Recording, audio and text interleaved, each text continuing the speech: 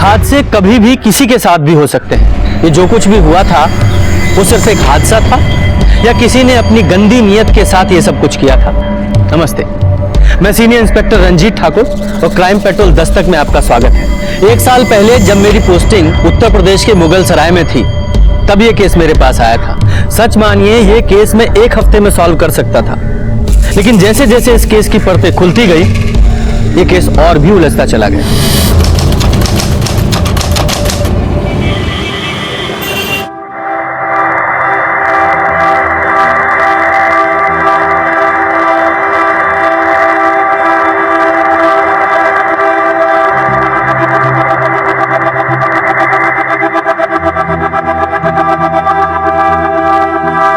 दुल्हन के माता पिता कहाँ हैं?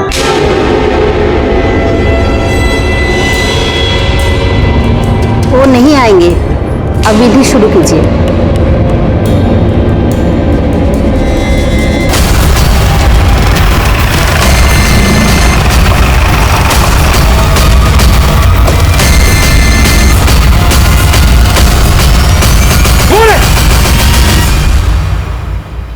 कमीना कहीं का हमारी बेटी को जबरदस्ती उठाकर शादी कर रहा है। नहीं सर, रुक्मिणी अपनी मर्जी से शादी कर रही है। ये काहे की पीछे हटिए, हम है ना यहाँ। तुम बताओ, ये शादी तुम्हारी मर्जी के खिलाफ हो रही है? नहीं सर, ये शादी हम अपनी मर्जी से कर रहे हैं। अरे काहे की मर्जी? सर, ये हमारी नाबालिग बेटी को बहला फुसला रहा है। नहीं सर, हम नाबालिग नहीं है। हमने 2016 में 10वीं पास की थी। ये देखिए, हम 19 साल के हैं। अरे ये सर्टिफिकेट सब झूठा है सर। आप झूठ क्यों बोल रहे हैं? ये जब छोटी थी ना तो हम इसका दाखिला 5वें में करवा दिए थे सीधे। अभी 18 की भी नहीं हुई है। तुम बहुत जवानी फूट रहे हैं तुम्हारा। अभी बताते हैं तुमको। रुकिए, कैसी बातें कर रहे हैं आप? आपकी बेटी है ना ये? आपके मुंह से ऐसी बातें शोभा देती हैं उसके लिए? और ये जो हमारे मुंह पे कालिख पोत रही है इसका क्या सर? ये देख रहे हैं, इसके पास सबूत है कि ये बालिग है। आपके पास कोई ऐसा सबूत है कि ये नाबालिग है? अरे इसे शादी करने से कोई नहीं रोक सकता। पीछे हटाइए ना, आप भी पीछे हटिए। चलिए, आप कीजिए।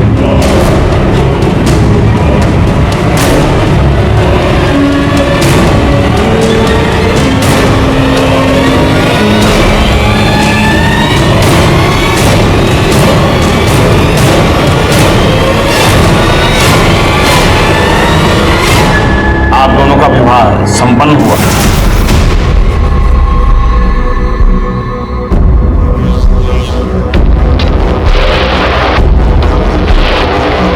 देखिए, हम समझ सकते हैं कि आपको बहुत तकलीफ हुई होगी। रुक्मिणी ने आपकी मर्जी के खिलाफ शादी की है, लेकिन हम आपको आश्वासन देते हैं कि हम इसका हमेशा ख्याल रखेंगे। अगर हो सके तो हमारे नए जीवन के लिए हमें आशीर्वाद दीजिए। ये क्या कर रहे हैं आप लोग? हमारा हाथ आपके ऊपर भी उठ सकता था, लेकिन रुक्मिणी के पिता हैं। आपकी बेइज्जती करेंगे तो उसको दुख होगा। तो हमको मारेगा? हमको मारेगा ये? पापा नहीं, छोड़ो। क्या है सब?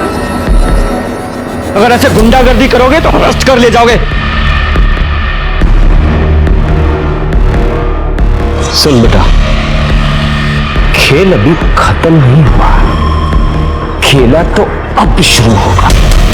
निकलो, चलो चलो।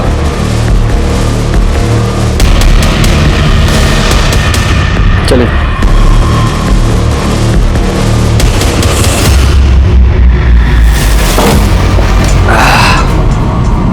हम तुमको पहले ही बोले थे कि मार कर सालों को निपटा देते हैं, लेकिन तुमको तो आग लगी थी पुलिस के पास जाने की। जाओ। अरे हमने तो सोचा था कि पुलिस आके सारा खेल खत्म कर देगी, ये शादी रुकवा देगी, लेकिन छोड़ेंगे नहीं सालों ना, छोड़ेंगे ना। पंकज यार, थोड़ा जल्दी हाथ चलाओ यार, सुबह से कोई काम आगे बढ़ता ही नजर नहीं आ रहा हमको।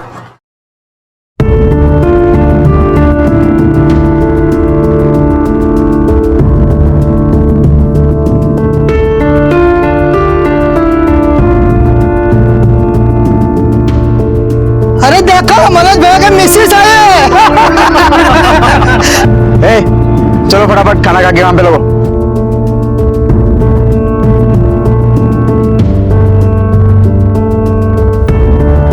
कैसा बना है? तुम खाई? हम खा लेंगे। अरे अभी खाओ हमारे साथ, हम खिलाएंगे तुमको अपने हाथों से।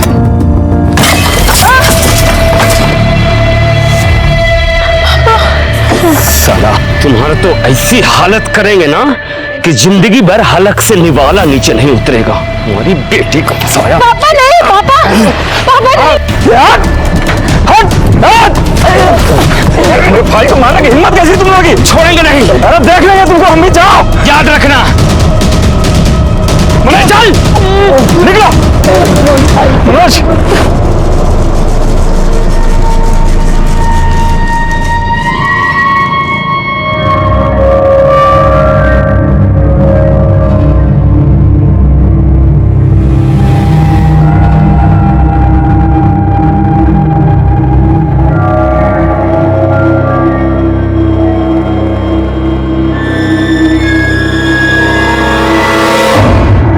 आ जाओ, एक सीट खाली, आ जाओ। ये पटेल नगर किधर पड़ेगा? पटेल नगर पास में ही आइए, मैं आपको छोड़ दूं। अरे यार बीच में कहाँ फुदक रहा है? मेरा नंबर है भाई, मेरा नंबर है। अरे जाओ यार, दिमाग खराब कर रहा है। मैं आपको छोड़ देता हूं। मैं छोड़ दूं। आप इधर आइए। बैठ जा, बैठ जा। मैं छोड़ रहा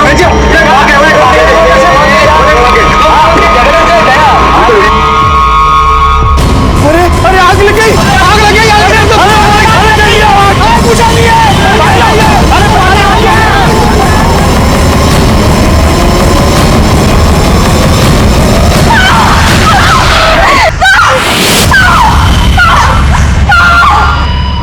बहुत दुख रहा है ना? नहीं, ये मत लगाओ, हमको बहुत जलता है इससे। अरे इससे बहुत जलता है हमको। हाँ, हम नहीं लगा रहे हैं। अच्छा, नहीं लगा रहे। हाँ, नहीं लगा रहे।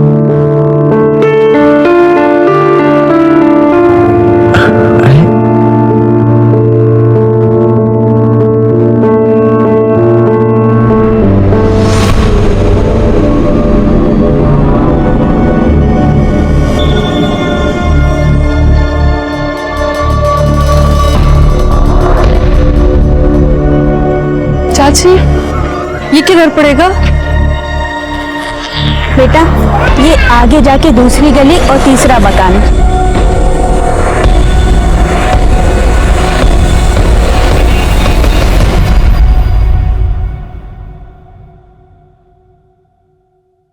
चलिए उठिए, काढ़ा पी लीजिए, आपका बदन दर्द ठीक हो जाएगा।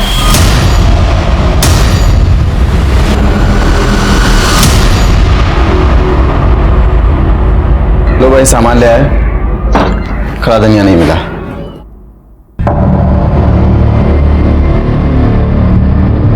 क्या हुआ? हम जब से बाहर से आए हैं तब से देख रही बहू अंदर बैठी रो रही है। अरे हम तो पूछ पूछ के थक गए, कुछ बताती नहीं। तुम ही जाकर देखो क्या हुआ है। अब हम देखते हैं। अरे क्या हुआ? काहे रो रही हो? अब देखो, ये मत कहना कि घर की याद आ रही है। तुमको पता था ना कि ये सब आसान नहीं होने वाला है। हमें पता था, पर हमें ये नहीं पता था कि तुम्हारा भाई हम पे जबरदस्ती करेगा। ऐसे कहाँ शर्मा रही हो? कभी देखी नहीं होगा। भैया छोड़िए हमें।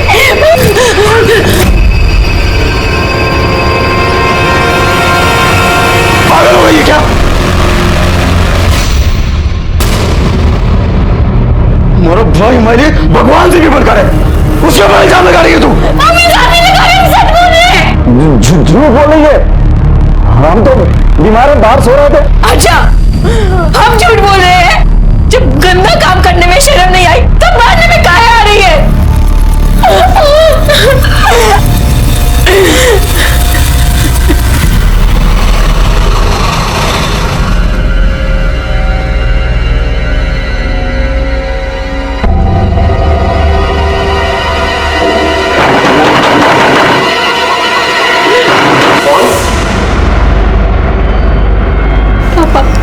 तुम कौन है?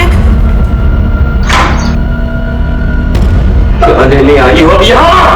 पापा, हमें अंदर आने दीजिए। पापा देखिए, उसे अंदर आने दीजिए। हम आपके हाथ जोड़ते हैं। अब और कितना तमाशा करेंगे आप? बेटी है हमारी, हमने कहा ना, उसे अंदर आने दीजिए।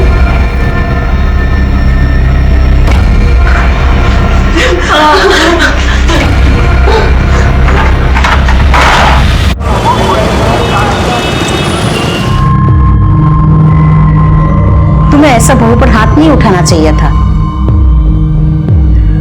हाँ तुम सुनी ना वो क्या बोल रही थी। भैया प्लीज ले आओ ना भाभी को।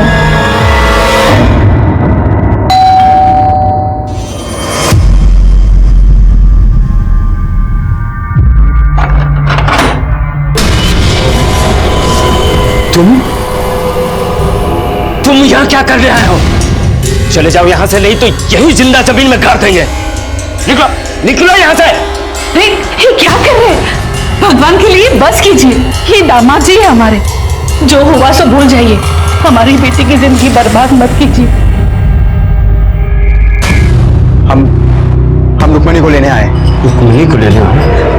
दोबारा ये गल देखिए, एक बार मेरी बात मान लीजिए। रुक्मिणी के लिए, मेरे लिए।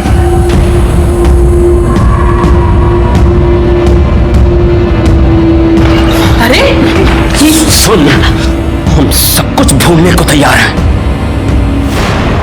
लेकिन एक शर्त पर।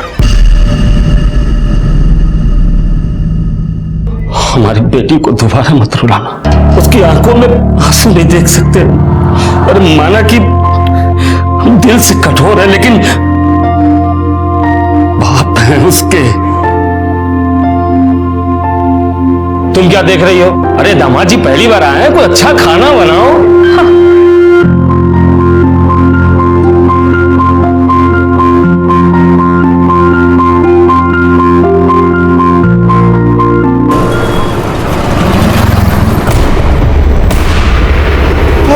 अरे आग लग गई, आग लग गई, आग लग गई। जल्दी आओ, जल्दी आओ।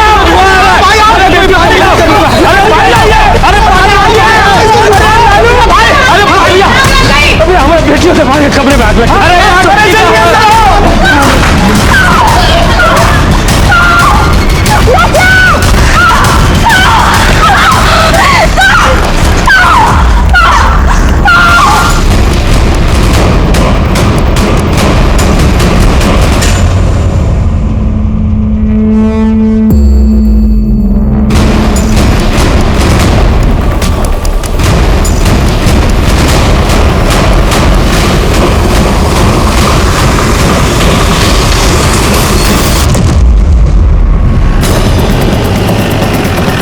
चलिए चलिए चलो चलो। सर 2 लोगों की बॉडी थी, मनोज और रुक्मिणी। काफी बुरी तरह से जल गए थे। मनोज की तो मौका वारदात पर मौत हो गई। रुक्मिणी को हॉस्पिटल भेज दिया गया। ये रही सर मनोज की बॉडी।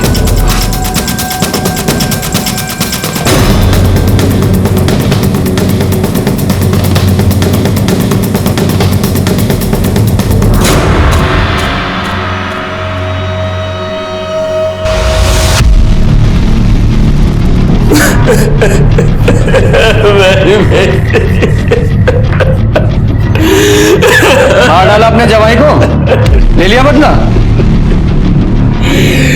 नहीं सर, हमने कुछ नहीं किया। हमने तो उन्हें माफ भी कर दिया था। वो दोनों यहाँ क्या कर रहे थे? रुक्मिणी 1 दिन पहले यहाँ आई थी, तो शायद मनोज ने उसे थप्पड़ मार दिया था, तो वो चिढ़कर हमारे घर आ गई। और मनोज ने उसे थप्पड़ क्यों मारा था? हमें क्या पता था। रुक्मिणी की माँ ने भी उससे पूछा, लेकिन उसने कुछ नहीं बताया।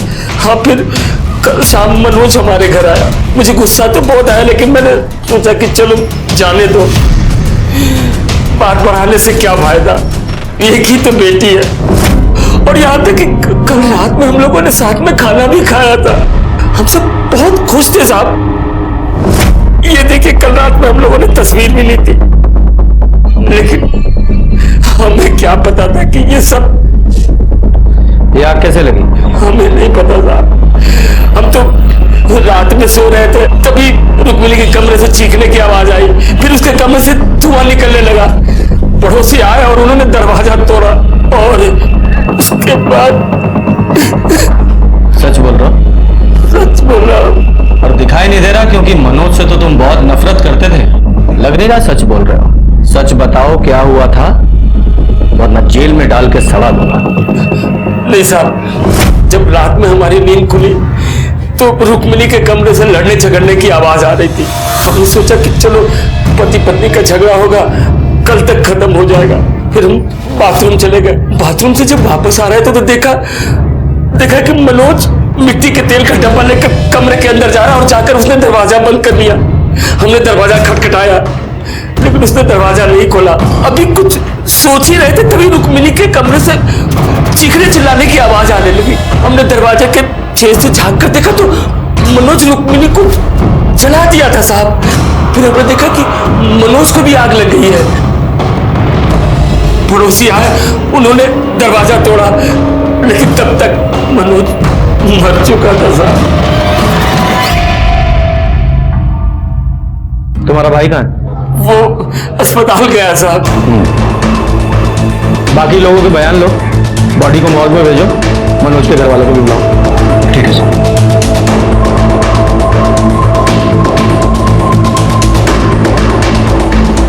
साहब एक मिनट बात करनी है आपसे। बोलिए। हमारा नाम सूरज है। हाँ। और ये हमारा बेटा गोपाल। हम बस सर ये बगल वाले घर में ही रहते हैं। इधर। हाँ। हमारा बेटा गोपाल आपको कुछ बताना चाहता है। हाँ बेटा बताओ। सर हमारी खिड़की से रुक्मिणी दीदी का रूम दिखता है। कल रात देर तक हम जाग रहे थे, हमारी टेस्ट थी इसलिए हम पढ़ रहे थे, तो हमने सुना तो रुक्मिणी दीदी किसी के साथ झगड़ रही थी। हमने देखा भी तो वो कोई आदमी था, उसने डब्बे से उनके ऊपर मिट्टी का तेल डाल दिया और गुस्से में उनको जला दिया, पर उनपे भी आग लग गई। वो तो बाहर भाग रहे थे, मैंने ही जाके पापा को जगाया था। साहब हम तुरंत दौड़ के बाहर आए थे और तब तक तो बेटा हाथ इधर लाओ। इतने बुरी तरीके से किसने मारा तुम्हें? वो मास्टर जी ने। इतने बुरी तरीके से? अगर तुम चाहो तो उनके खिलाफ कंप्लेन कर सकते हो, मैं कार्रवाई करूंगा। साहब शिकायत की कोनो जरूरत नहीं है। अब ये बच्चा है, गलती हो गई इससे, होमवर्क नहीं किया तो मार तो पड़ेगी। होमवर्क किया करो। हाँ? तो सर इन लोगों के हिसाब से पति और पत्नी के बीच में झगड़ा हुआ। पति ने गुस्से में आकर पत्नी को जलाने की कोशिश की और खुद उस आग में जलकर मर गया, और अब पत्नी जिंदगी और मौत के बीच जंग लड़ रही है। अब इन लोगों ने जो रामायण सुनाई है उसके हिसाब से तो ऐसा ही लग रहा है। अब ये रुक्मिणी ही कंफर्म कर सकती है कि इस कहानी का असली रावण कौन है।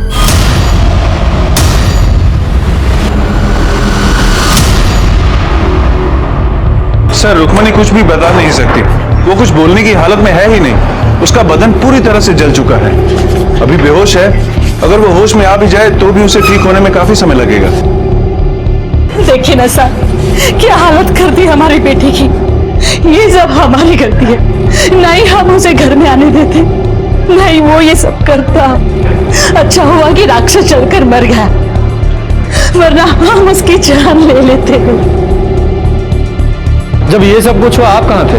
अपने घर में थे साहब, हमें तो अभी इस बारे में पता चला है और हम तो इस रिश्ते के पहले से ही खिलाफ थे। अब देख लीजिए बड़ों की बात ना मानने का क्या नतीजा हो।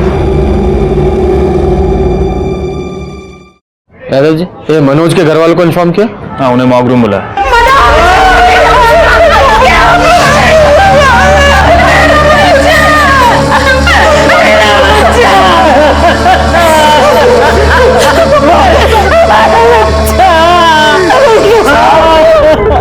उस प्रोफेसर ने हमारे भाई को मारा साहब, छोड़िएगा मत साहब उसको। आप शांत हो जाइए।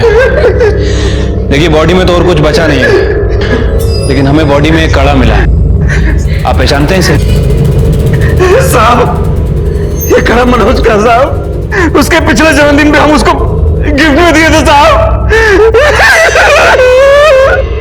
साहब ये सब कुछ उस रुक्मिणी के बाप ने किया साहब, उसने हमारे भाई मनोज को मार डाला साहब। मंदिर में देखा था ना आपने, कितना गुस्सा भरा था उसके अंदर। और उसके बाद मनोज जिस कंस्ट्रक्शन साइट पे काम करता था वहां अपने गुंडों के साथ पहुंच गया था। वो तो ठीक टाइम पर मैं और कुछ लेबर आए तो बीच बचाव किया, नहीं तो हमारे भाई को उसी दिन मार डालता वो साहब। जब इतना गुस्सा भरा था तो अचानक मान कैसे गया वो? जब इस बसेसर ने मनोज के साथ कंस्ट्रक्शन साइट पे मारपीट की थी तो आप लोगों ने पुलिस कंप्लेन क्यों नहीं की? हमने उससे कहा था बात ना बढ़ाए, रिश्तेदारी वाली बात थी। अब बेटी भाग जाएगी तो गुस्सा तो आएगा ना। इतना गुस्सा कि हमारे बेटे की जान ही ले ली। ये रुक्मणी के घर वालों ने हमें बताया कि मनोज ने रुक्मणी के साथ कुछ मारपीट की थी और इसलिए वो अपने मायके आ गई थी। ये बता सकते हैं पति पत्नी में किस बात को लेकर झगड़ा हुआ था? साहब पति पत्नी तो लड़ते रहते हैं, कौन सी बड़ी बात है। और मनोज थोड़ा गुस्से वाला था और रुक्मणी बहुत जल्दी चिढ़ जाती थी। बात क्या हुई थी साहब, हमें कुछ नहीं पता। हमने बिन बताए उसने गुस्से में अपने मैके जाके बैठ गई। साहब हमने मनोज से कहा था उसे मना ले आए। साहब हमें क्या पता था, हम खुद ही मेरे बेटे को मौत के मुंह में भेज दे। क्या फिर से नौकरी छोड़ दी? तुम्हारे पैर में चक्री लगी है क्या? किसी नौकरी पे टिकते ही नहीं हो। तुम उसकी छोड़ो, वो मैं देख लूंगा। हाँ, बाद में बात करता हूं। मेरे छोटे भाई को ना पहले मेरी शादी करनी है फिर नौकरी करनी है। सही तो कह रहा है सर। अच्छा, तुम भी उसी का साथ दोगे? अपडेट बताओ। सर ये मनोज की पीएम रिपोर्ट है सर। बॉडी 80% जली हुई थी सर, और बॉडी पे कहीं भी कोई एक्सटर्नल इंजरीज और ट्रॉमा के निशान नहीं है। यादव जी, ये मनोज के घर वालों का कहना है कि मनोज काफी गुस्से वाला था जी, और ये रुक्मणी ये भी काफी शॉर्ट टेम्पर्ड थी।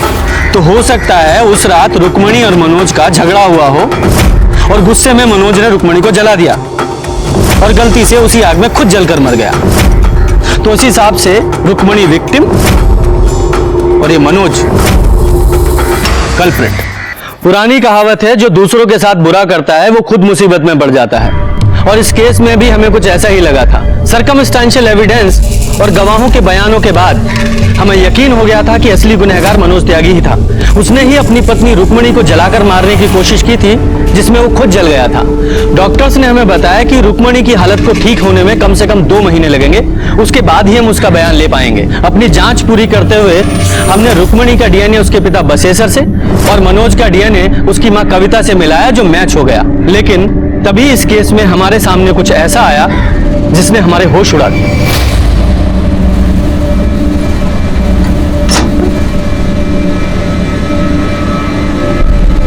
सरोज, जल्दी नीचे आ सरोज। अरे कहाँ रह गई थी सरोज? जी अम्मा जी, वो हम छत पर ना कपड़े सुखा रहे थे। अच्छा सुन, बाहर बिरजू आया है, उसका हिसाब देख ले जरा, ठीक है? अच्छा सुन, 1 मिनट रुक। मुझे लगता है थोड़ा हिसाब उसका और बनेगा, तो तू एक काम कर, तू ये सारे पैसे ले जा, ठीक से हिसाब कर और बचे हुए पैसे लेके आ। चल जा। काय टुकुर टुकुर देख रही है? बाहर जा, जा अपना काम कर।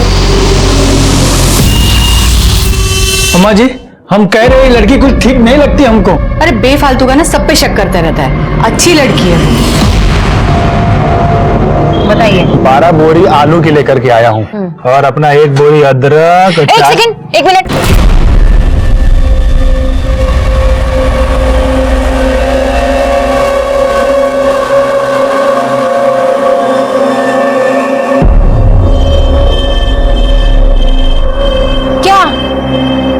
ये काहे ऐसे बत्तीसी दिखा रहे हो हमें? हाँ, ये लो, काम करो, काम पे ध्यान दो।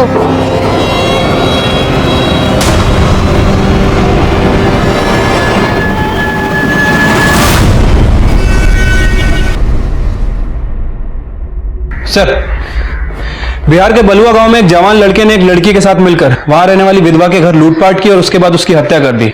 सर, उसका नाम दुर्गा देवी था, 65 साल की थी और काफी अमीर थी। बाकी की फैमिली दिल्ली में रहती है। और सर, ये दोनों कल्पिट बिरजू और सरोज उसी के घर काम करते थे। सर, बिहार पुलिस ने बताया कि वो दोनों कल्पिट मुगल सराय की तरफ आए हैं। सारे डिटेल सर्कुलेट करवा दीजिए। हाँ सर, लेकिन एक बार फोटो तो देख लीजिए। ऐसा क्या है फोटो में?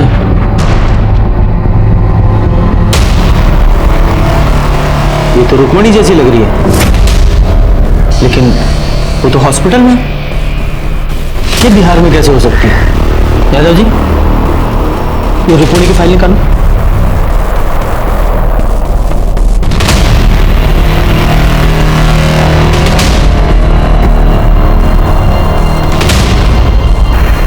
देखिए सर, दोनों के हाथों पर बिल्कुल सेम जगह टैटू है। हाँ, हाँ, लेकिन इस फोटो में टैटू थोड़ा क्लियर नहीं है, लेकिन है एक ही जगह पर। Good job Yadav ji. अब इस रुक्मणी से मिलने का वक्त आ गया है, चलो।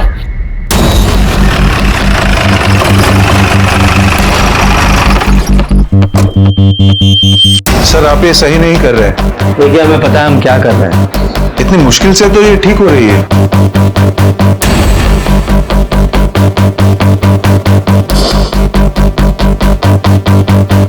देखिए, मैंने पहले ही कहा था, अगर यहाँ पे कोई टैटू होता तो बुरी तरह से जल चुका होगा। डॉक्टर साहब, क्या कोई और तरीका नहीं है जिससे ये पता लग जाए कि पहले यहाँ टैटू था या नहीं? जी नहीं, क्योंकि स्किन के पिगमेंट्स जल चुके हैं। अब इसे पता लगाने का कोई तरीका नहीं है। एक तरीका है, बिहार चलना होगा। शायद वहीं चलकर इस सरोज और रुक्मणी की पहेली सुलझे।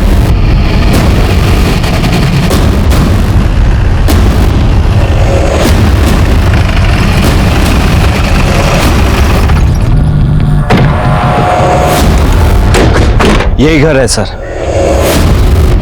और ये पुलिस वाले यूपी से आए हैं साहब। तुमने जो बयान हमको दिया था, तुम्हारे मुंह से सुनना चाहते हैं। वो क्या है कि तुम्हारे अम्मा जी के कातिलों का पता लगाना है ना।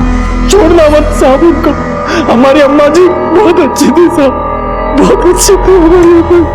ये सरोज यहाँ कब से काम करती थी? साहब कुछ 35-40 दिन हुए होंगे साहब। बहुत पढ़ी लिखी थी साहब और एकदम सीधी सादी लगती थी। अम्मा जी का तो बहुत ही ख्याल रखती थी और अम्मा जी भी उस पर बहुत भरोसा करते थे साहब। और ये बिरजू?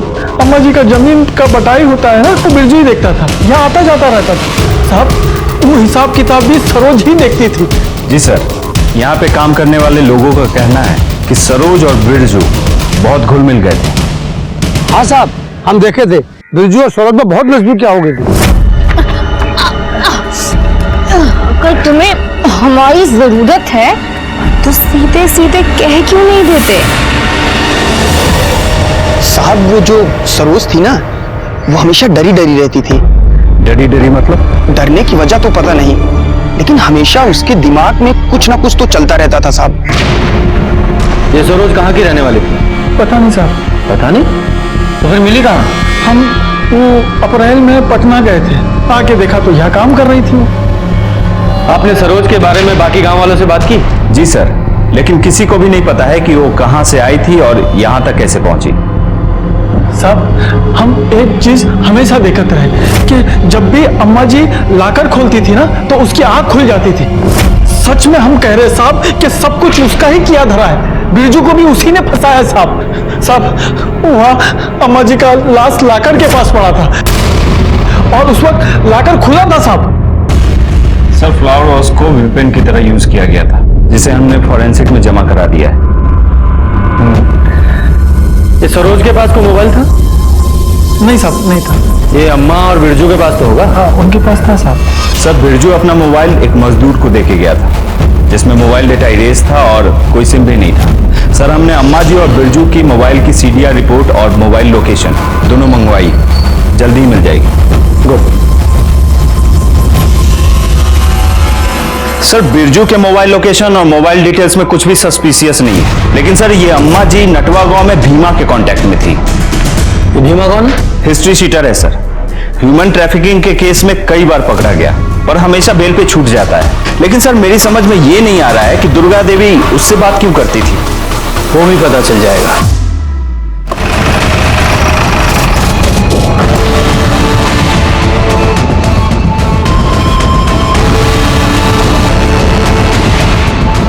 सर, यही घर है भीमा का।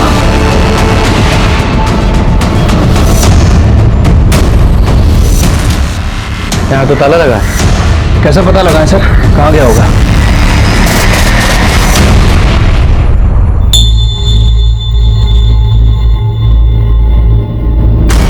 तुम भी माँ रुको।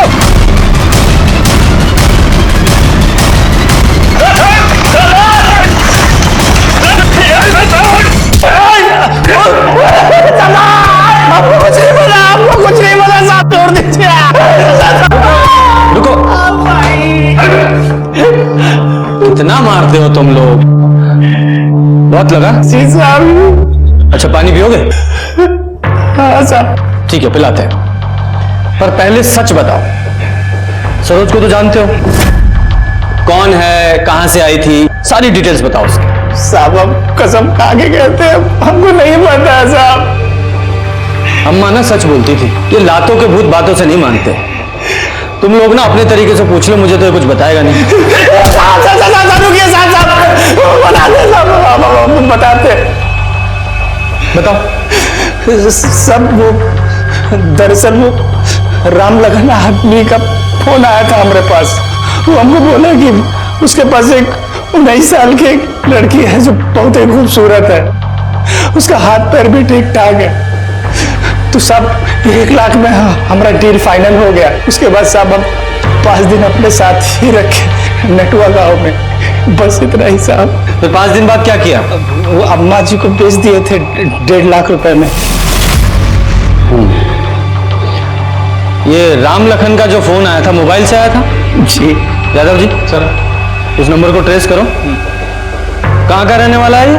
जी यूपी। तो लड़की को तुमने यूपी से उठाया? साहब ये तो हमको पता नहीं है, लेकिन यूपी और बिहार का जो बॉर्डर है ना, वहीं पर लेन देन हुआ था। कब हुआ था? 11 अप्रैल रात को हुआ था। मतलब जिस रात रुक्मणी और मनोज को चलाया गया। ठीक है, very good sir. Ram Lakhan का फोन ट्रेस हो गया है सर। ये राम लखन और कोई नहीं बल्कि बसेसर दुबई है, रुक्मणी का पिता। क्या? तो क्या ये सरोज और रुक्मणी दोनों एक ही हैं? अगर ये सरोज रुक्मणी है तो फिर वो लड़की कौन है जो हॉस्पिटल में है? या फिर दोनों जुड़वा बहनें हैं? सर जो लड़की हॉस्पिटल में है उसका डीएनए बसेसर दुबे के डीएनए से मैच भी हुआ था। बड़ी उलझी हुई पहेली है। सबसे पहले ना ये मुगल सराय जाकर इस बसेसर से बात करनी पड़ेगी। यादव जी इस बसेसर की पूरी जन्म कुंडली निकालो। जी। और सिन्हा साहब सर, जितने भी टोल नाका हैं सबकी सीसीटीवी फुटेज निकालो। इस सरोज का मिलना बहुत जरूरी है। और वो बिरजू, उसके मोबाइल में उसका सिम नहीं था, हो सकता है उसने दूसरे मोबाइल में सिम डालकर एक्टिवेट किया हो। पता करने की कोशिश करो। इन दोनों का मिलना बहुत जरूरी है। जी सर।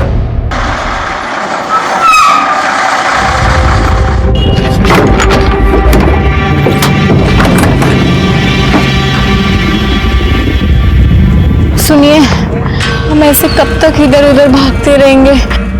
हम जाने ये सब कब खत्म होगा। देखो तुम ज्यादा परेशान मत हो, बस थोड़ी देर का तो बात है। हम आज रात को बनारस से गाड़ी पकड़ेंगे, उसके बाद निकल जाएंगे। फिर हमको तो कोई टेंशन नहीं है वहां पे। चलो हमें बहुत भूख लग रही है और हमारा गला भी सूख रहा है। गला तो हमारा भी सूख रहा है, लेकिन करें क्या? एक काम करो, आओ तुम इधर आओ, तुम यहाँ बैठो, हम तुम्हारे लिए कुछ खाने को लेकर के आते हैं। हाँ? जाना मत यहाँ से कहीं।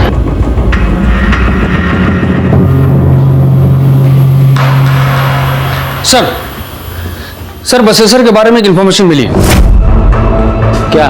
बसेसर की पहले भी एक शादी हुई थी किसी दुलारी नाम की औरत के साथ। उससे एक बेटी भी है, महुआ रुक्मिणी से 2 साल बड़ी है। ये महुआ की कोई फोटो मिली? नहीं सर। ये दुलारी और महुआ कहाँ है अभी? सर दुलारी अभी भी अपने गांव अजवारी में है और बसेसर भी वहीं का रहने वाला है। जब हमने दुलारी से महुआ के बारे में पूछा तो उसने कहा कि वो अपने किसी रिश्तेदार के यहाँ कानपुर गई है, वहीं कहीं मेट का काम करने। लेकिन जब हमने कानपुर में पता किया सर, तो पता चला कि महुआ कानपुर पहुंची ही नहीं। कब की बात है? सर अप्रैल के पहले हफ्ते की। मतलब 11 अप्रैल से पहले भी बहुत सी चीजें हुई थी। आप काहे नहीं खा रहे? अरे तुम खाओ, हम उधर ही कुछ खा लिए थे, पेट भरा है हमारा। बस कितने बजे का है? शाम को 8 बजे का है। तुम खा के थोड़ा सा रेस्ट कर लो, हम तुमको जगा देंगे। कैसा गंदा मजाक कर रहे हैं आप साहब? एक तो हमारी बिटिया अस्पताल में पड़ी है वैसी हालत में, और आप कह रहे हैं हमें अपनी बेटी को बेच दिए बिहार में। पूत को तो कपूत बनते सुना है, लेकिन बाप को पशु बनते पहली बार देखा है। एक बात बताओ, अगर तुमने अपनी बेटी को नहीं बेचा तो वो नटवा के हिमा से फोन पर क्या बात करते थे? झूठ मत बोलना, तुम्हारे सारे कॉल रिकॉर्ड्स हैं हमारे पास। मना क्यों करेंगे? उससे हमारी बात होती थी, हमारे बचपन का दोस्त है, तो कभी कभार फोन पे बात हो जाया करती है। लेकिन इसका मतलब ये थोड़ी है कि उसे हम लड़की बेचे, मतलब अपनी बेटी को। तो फिर ये भीमा ऐसा क्यों बोल रहा था? कहा है कि उसका दिमाग खराब हो गया, साथ में आप लोगों का। कर रहा तू? अरे भी लोग ना वो टेस्ट करवाए थे और बोले कि जो बेड पे लड़की है वो हमारी बेटी है। हमारी एक ही बेटी है और सरोज कौन है हम नहीं जानते हैं। तुम्हारी एक और बेटी है ना, महुआ? वो कहाँ है? हम नहीं जानते हैं उसे।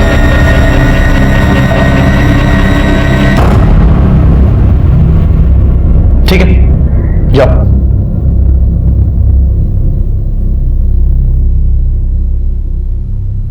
यादव जी, सर, ये बहुत कुछ उलझा हुआ सा है और इसे सुलझाने के लिए इसकी तह तक जाना पड़ेगा। एक काम करो, सबके फोन सर्विलेंस पे डालो, इस मनोज की फैमिली के भी। ठीक है सर।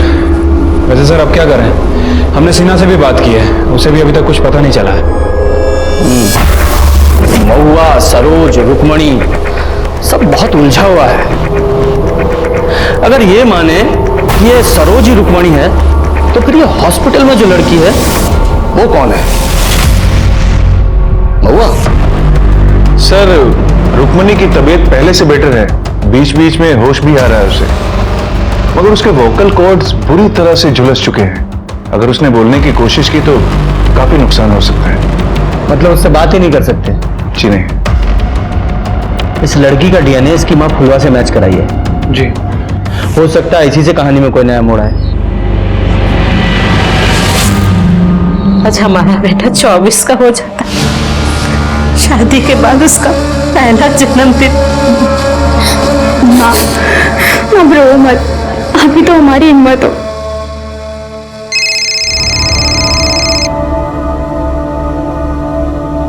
हेलो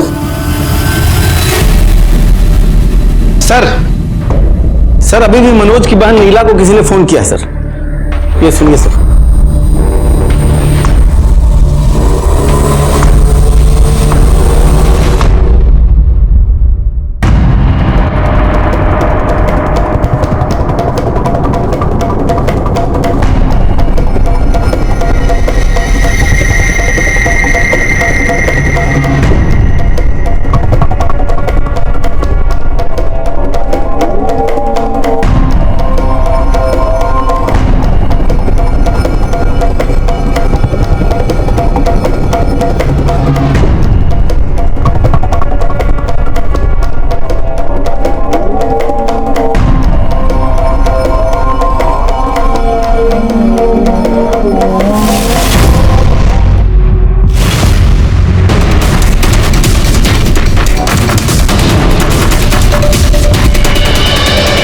कैसी हो? याद नहीं रहे। सरोज, ले चलो इसे।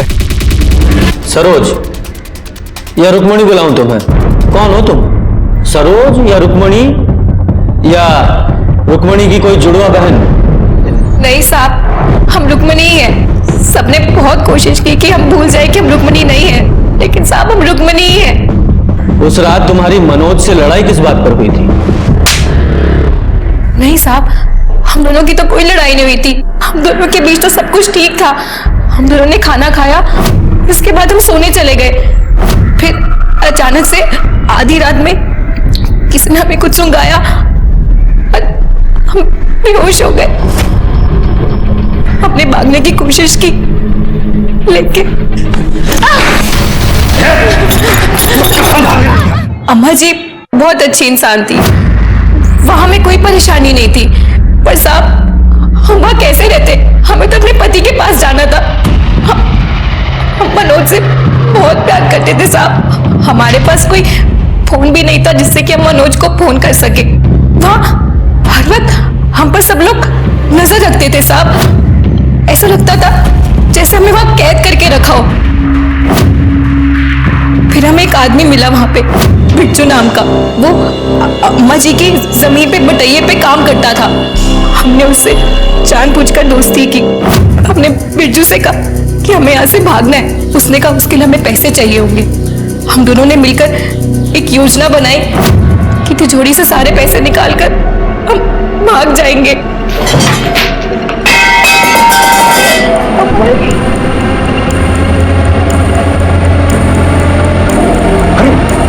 अच्छा, पैसा कहाँ है इसमें? तुमने कहा बहुत सारा पैसा है।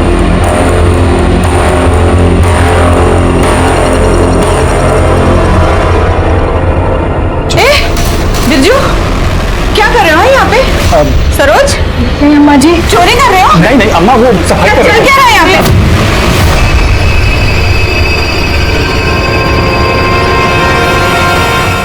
तो तुम यहाँ मुगल सराय आना चाहती थी मनोज के पास? हाँ साहब, और हमें पता चला फिर साहब हम इधर उधर भागते रहे। हरिदासपुर बस स्टैंड पर बिरजू ने हमारे खाने में नशे की गोली मिला दी और हम बेहोश हो गए। बिरजू वो बैग लेकर भाग गया जिसमें सारे पैसे थे। फिर हमने एक आदमी के फोन से नीला को फोन किया। उससे पहले हमने कई बार मनोज को भी फोन किया था, लेकिन उसका फोन बंद था। ऊपर से बिरजू ने हमें मना किया था जब तक हम मुगल सराय ना पहुंचे तब तक हम किसी को फोन ना करें। साहब हमारा यकीन कीजिए, हमने अम्मा जी को नहीं मारा। लेकिन पैसे तो तुम्हारे पास थे।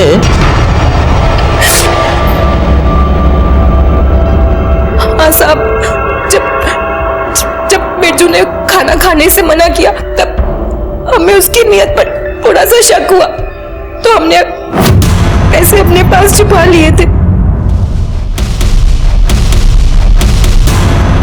मनोज ने तुम्हें किस बात पर मारा जो तुम मायके चली आई थी? उसके भाई राजेश ने हमारे साथ बलात्कार करने की कोशिश की। हमने मनोज को बताया भी साहब, पर उसने हम पर यकीन नहीं किया। सर, डीएनए रिपोर्ट आ गया।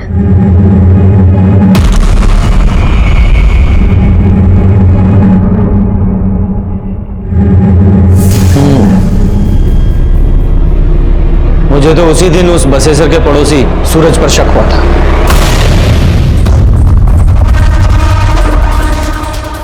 तुमने पुलिस से झूठ क्यों बोला? देखिए साहब, आप हमारे बच्चे के साथ ऐसे सवाल जवाब नहीं कर सकते। अच्छा, उस दिन तो तुम ही लाए थे ना इसे बयान दिलवाने के लिए। अब क्या हुआ? बेटा झूठ बोला था ना उस दिन तुमने? सर हमें कुछ नहीं पता था, हमने कुछ देखा भी नहीं था। वो तो पापा और बसेसर चाचा ने जो कहने को बोला था वो अपने आप को कह दिया।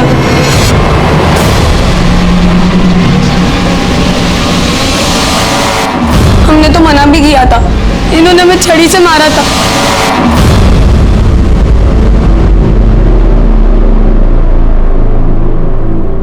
तुम्हारे खिलाफ सारे सबूत हैं हमारे पास। अब फटाफट सारी सच्चाई बताओ।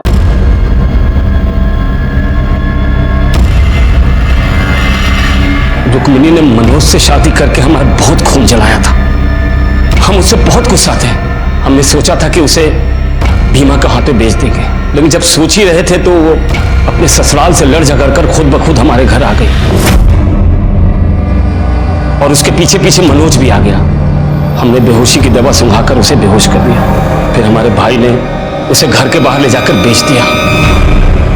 फिर हमने मनोज को वहीं जला दिया और ऐसा नाटक किया कि ये सब मनोज का किया धरा।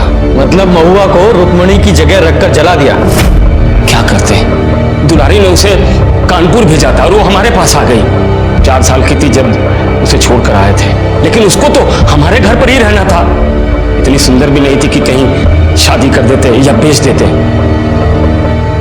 उसे अपने भाई के घर रखा। जिस रात हमने रुक्मिणी को बेचा तो हमने सोचा क्यों नहीं महुआ को रुक्मिणी बनाकर इससे भी पीछा छुड़ा लिया जाए।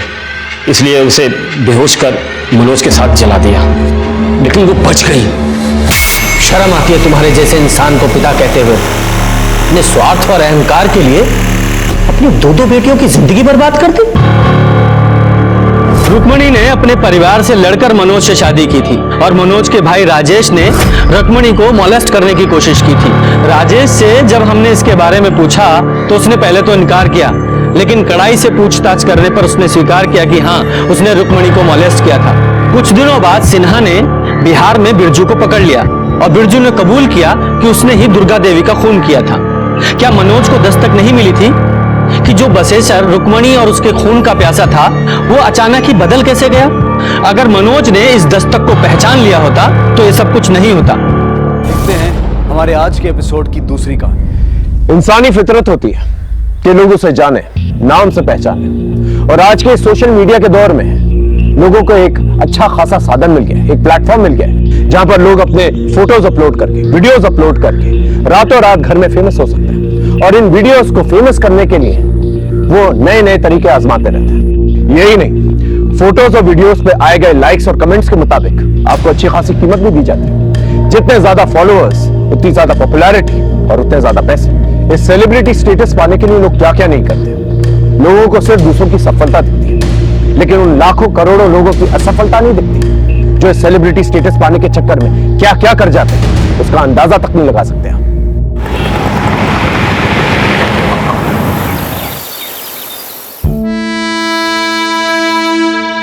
और मैं आज आपको कुछ ऐसे इजी स्टेप्स बताने वाला हूं जो आप कहीं पे भी कभी भी कर सकते हैं।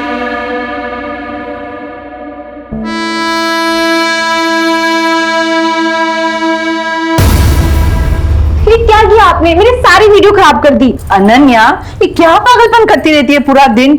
आप नहीं समझोगे मम्मा, ये रातों रात स्टार बनने का हुनर है। अब इसे देखो, रौनक हमारे गाजियाबाद का है, लोग पागल है इसके पीछे। हाँ हाँ, मुझे पता है, 5 लाख फॉलोअर्स है और तू भी इसकी तरह फेमस बनना चाहती है। सारा दिन यही प्लान तो सुनाती रहती है और सारा दिन रौनक रौनक रौनक। माँ, दिमाग खराब कर दिया उस लड़के ने इसका। मैं बता रहा हूँ ना, ये सब बेवकूफी है। पढ़ाई पर ध्यान दो, वरना कुछ नहीं कर पाओगी लाइफ में।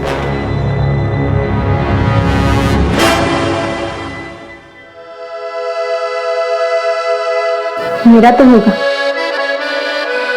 तुम हो ना मेरे साथ।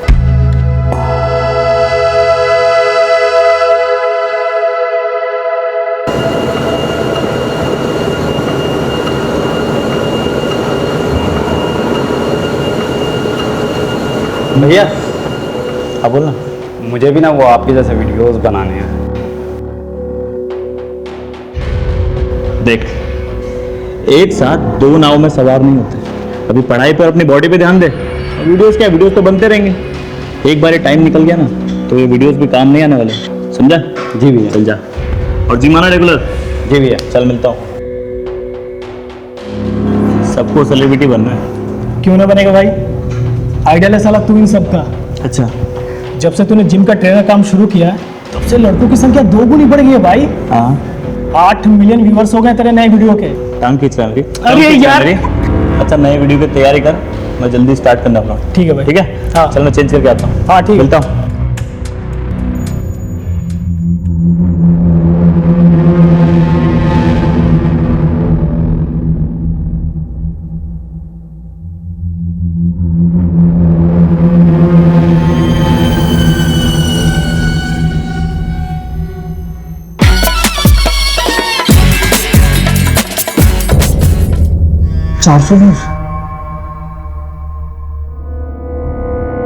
और मैं आज आपको कुछ ऐसे इजी स्टेप्स बताने वाला हूं जो आप कहीं पे भी कभी भी कर सकते हैं।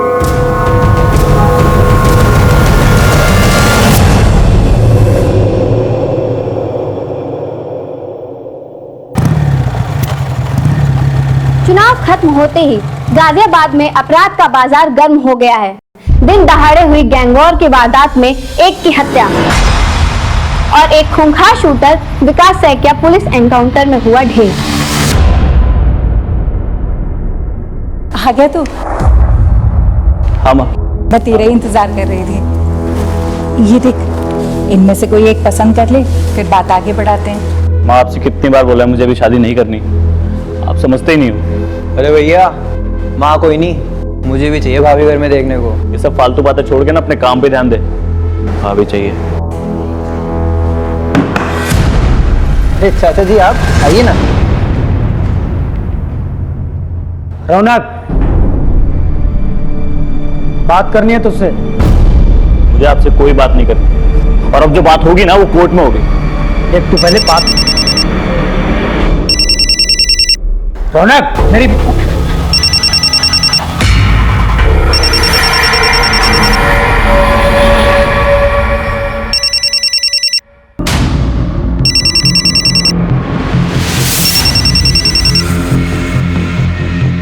हाँ भाई। भाई, विकास सैकिया का सुना? जरा होशियार रहना। ठीक है।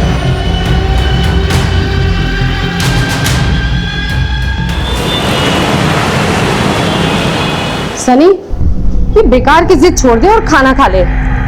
एक बार तेरे बस एग्जाम हो जाए, फिर मैं खुद लाके तुझे नया मोबाइल दूंगी। माँ, मुझसे एग्जाम का वेट नहीं होगा, और फोन तो मेरा आएगा।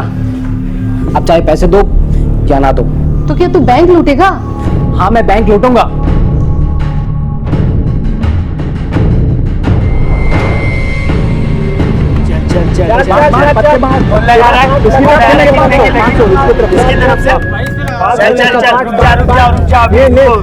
मेरा भी पत्ते बाहर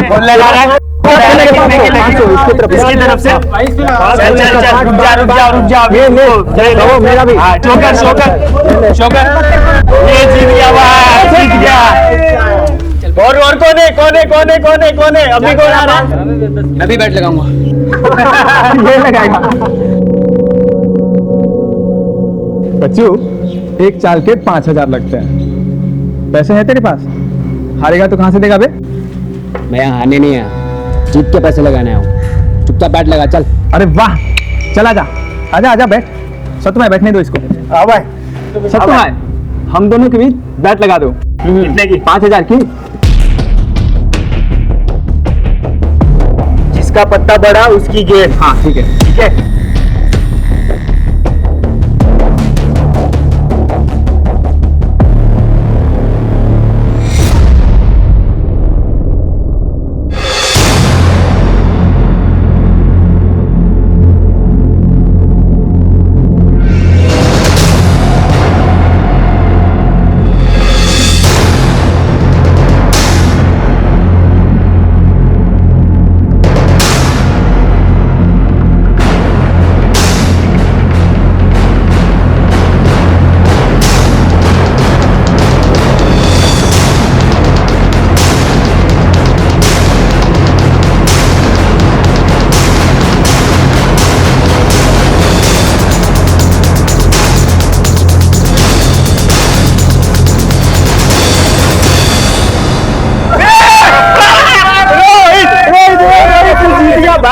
जीत गया।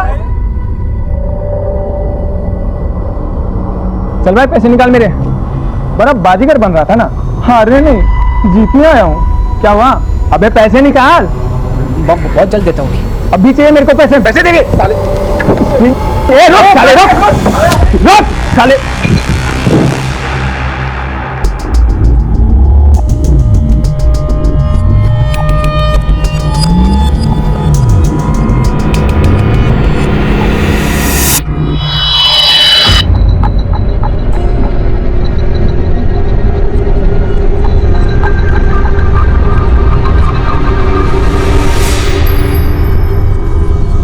अब देखना इस वीडियो का जलवा।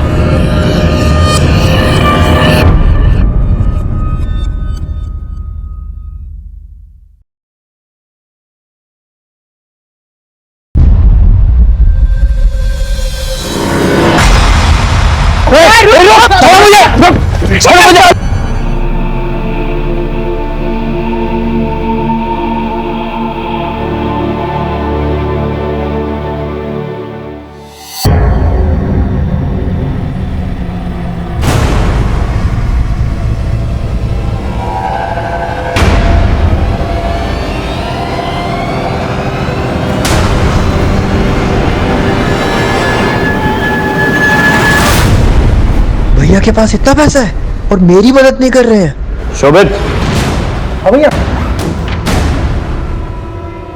क्या कर रहा है तू? बस टी शर्ट ढूंढ रहा था अपनी, तो मैं और कुछ नहीं।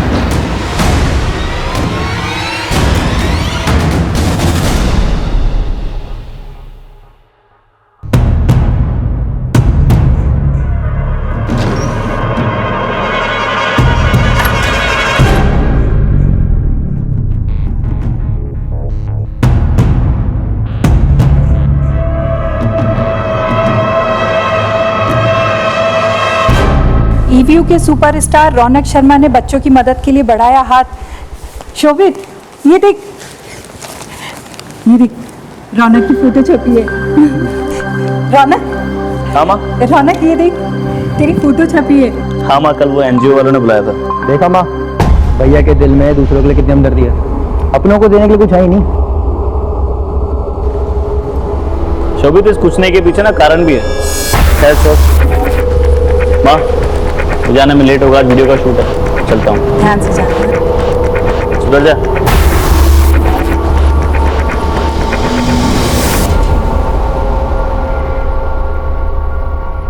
गाइस मैं आज पहली बार लाइव आया हूँ, वो करने जो मैंने आज तक कभी नहीं किया, और जिसके लिए पानी देना। ठीक है, मैं लेके आता हूँ।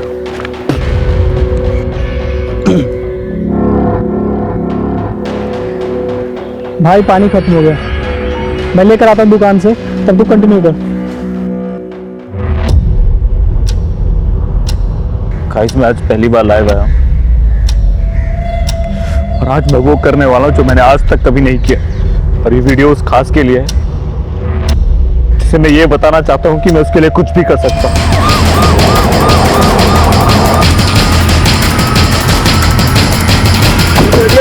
हटिए।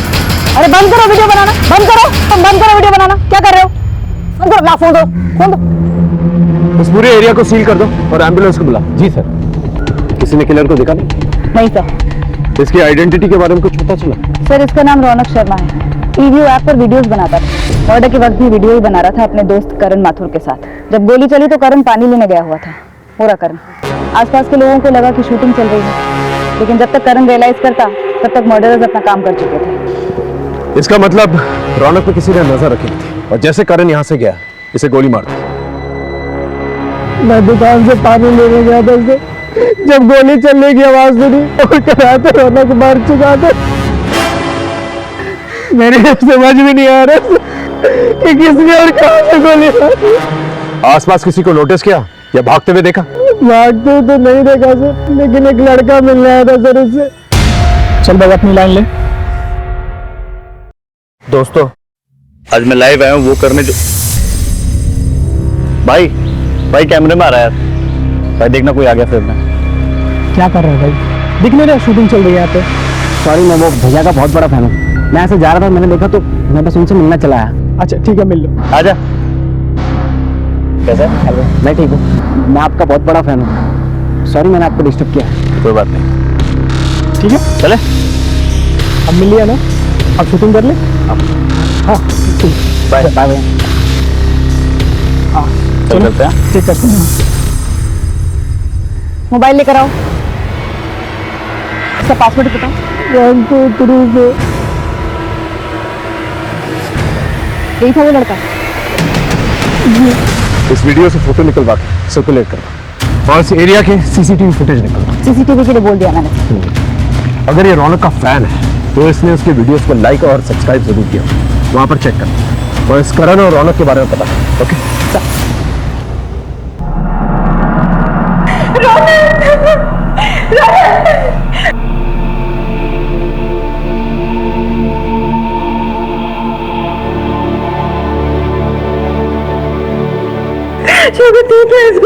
I'm sorry darling, लेकिन मेरे लिए ये जानना जरूरी है।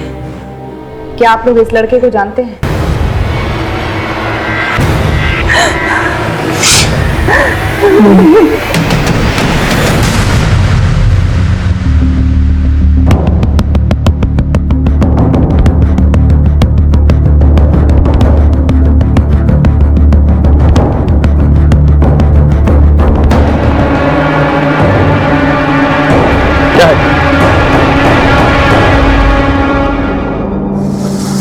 नन्ना! अनुराग क्यों मार रहा है? क्या किया इसने? अरे ये पूछो क्या नहीं किया इसने? नाक कटा ली हमारी। ये फेमस होने के लिए नंगे पद्धति पर आई है। ये देखो उसका।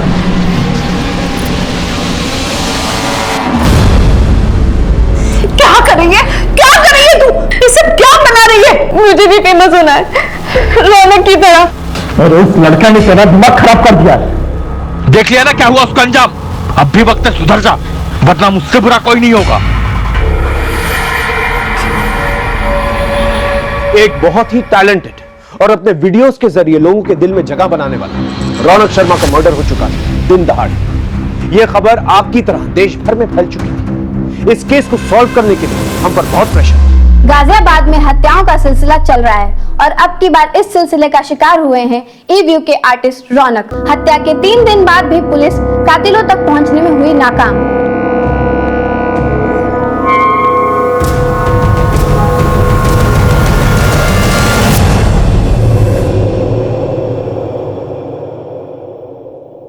आदिल, साले तूने रौनक की डेड बॉडी का वीडियो बनाया और उसे ऑनलाइन डाल दिया।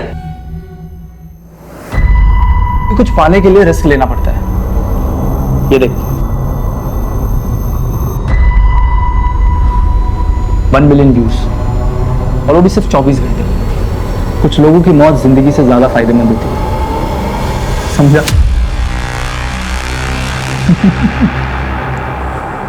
मामला एक सोशल मीडिया से जुड़े सेलिब्रिटी का, इसलिए हमने इंटरनेट से रौनक शर्मा से जुड़ी छोटी सी छोटी इंफॉर्मेशन जमा करनी शुरू की।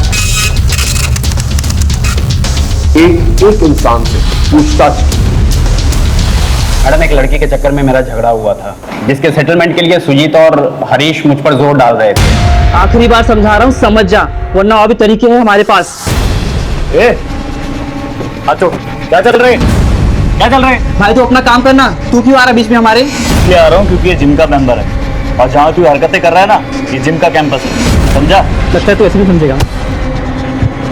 तू भी ऐसा नहीं मानेगा, है? ज्यादा गुंडा बन रहा है, गुंडा बन रहा है ज्यादा। क्या है? छोड़, क्या है? चल बाहर चल, चल।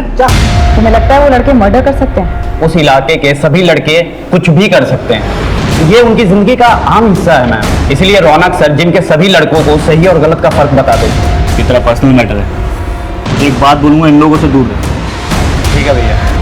उन लड़कों का पता बताओ। सर, जो लड़का रौनक के वीडियो में मर्डर से पहले देखा गया, उसका सीसीटीवी फुटेज में तो कुछ पता नहीं चला। रौनक का बैकग्राउंड चेक किया? सर, एक वेबसाइट है ई-व्यू, उस पर जाने के बाद से वो काफी जाना माना चेहरा बन गया था इलाके का। तकरीबन 5 लाख फॉलोअर्स थे। वो चैरिटी भी करता था। कुल मिलाकर अच्छी इमेज थी उसकी। अगर इतना अच्छा तो उसका मर्डर क्यों हो गया? जिस जिम में वो एज ए ट्रेनर काम करता था, वहाँ के मेंबर्स से भी बात की, सभी ने उसके बारे में अच्छा ही कहा। हाँ, कुछ दिन पहले उसकी कुछ लड़कों से झड़प हो गई थी। उन लड़कों को ट्रेस किया जा रहा है, शायद वहां से कुछ मिले। कोई फैमिली एंगल? उसके पिता की रहस्यमय मौत हुई थी एक्सीडेंट में, जिसका केस कोर्ट में है। उसे रौनक ने ही रीओपन करवाया था कुछ दिनों पहले। इस रौनक के फादर के केस के बारे में डिटेल्स निकालो, और इन लड़कों के बारे में पता करो जिनका झगड़ा रौनक के साथ। ओके जी सर।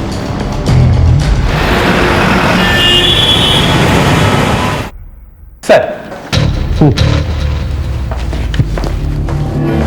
ये Arjun Singh, Pantnagar police station. Sir, ये रौनक के फादर की केस फाइल। ये case sir almost dead and पर था, क्योंकि इतने दिनों तक इस केस में किसी ने ध्यान नहीं दिया। लेकिन अब रौनक, जो कि एक बड़ा आदमी बन चुका है, काफी पैसे कमा लिए, उसने इस केस को फिर से रीओपन करवाया। और उसका यह मानना है कि उसके फादर का एक्सीडेंट नहीं हुआ था, उनकी हत्या की गई थी, और हत्या की इस साजिश में उसके सगे चाचा अमर शर्मा इन्वॉल्व थे।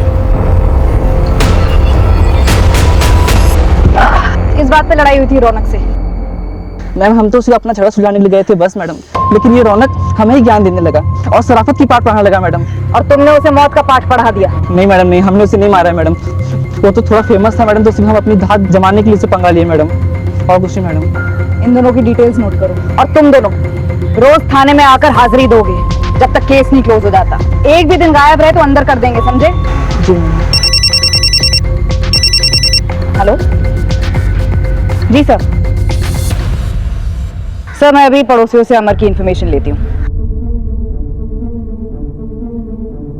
अमर, रौनक का चाचा? अरे मैडम, वो यहीं पास में ही तो रहता है। रौनक के पापा के देहांत के बाद जैसे उसकी लॉटरी ही लग गई, सब कुछ उसके हिसाब से हुआ। उल्टा सीधा बंटवारा कर लिया और बीवी बच्चों को लेकर अलग हो गया। और फिर जब रौनक का नाम हो गया तो फिर घुसने लगा। अपने मतलब के लिए कुछ भी करेगा वो।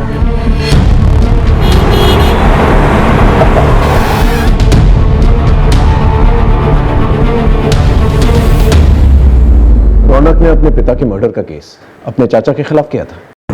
जी सर, दरअसल दोनों के बीच में संबंध ठीक नहीं थे। रौनक अपना केस वापस ले लेगा। रौनक, माफी मांगो अपने चाचा जी से। माफी? और इनसे? इनको तो मैं पापा के मर्डर केस में जेल भिजवाऊंगा। आप देखते जाओ मैं क्या करता हूँ आपके साथ। चल चल भिजवा जेल मुझे तू। साले 6 महीने पहले तेरी 2 कौड़ी तक की औकात नहीं थी। औकात तो मत पता। औकात से मत जाना।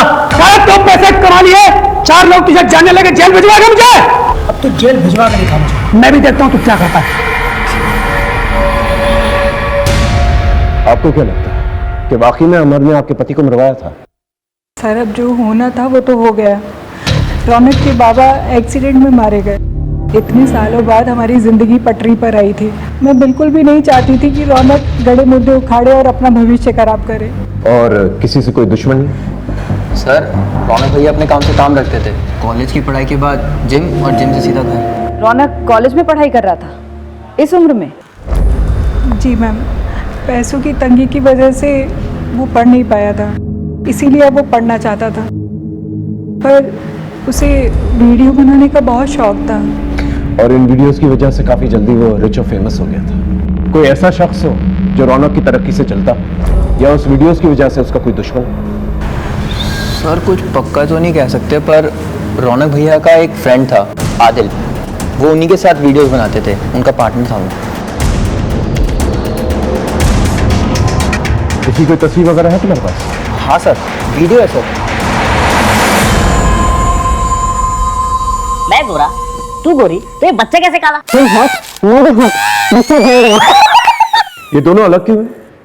ये तो पता नहीं सर, पर रौनक भैया बहुत जल्दी फेमस हो गए थे और आदिल पीछे रह गया था, और इन दिनों इन दोनों के बीच में कुछ बातचीत भी नहीं होती थी सर। ठीक, थैंक यू।